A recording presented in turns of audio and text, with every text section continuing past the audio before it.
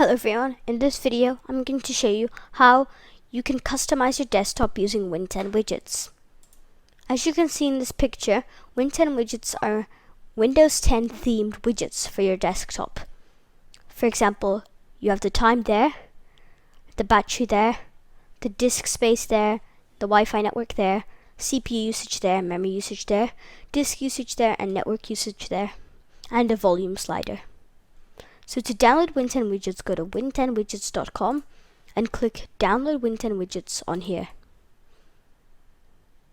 Download the program and open the installer.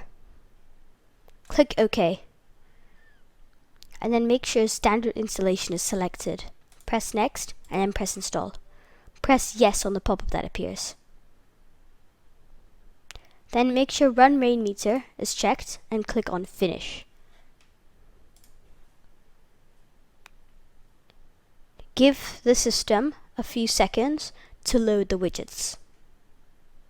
As you can see, the widgets have loaded here, and you can drag them around like this and change the volume and drag them around and see the time on here and your battery status, your Wi-Fi network, your disk space, and all of that. Thank you for watching this video. I hope you enjoyed. I'll be making a video next week.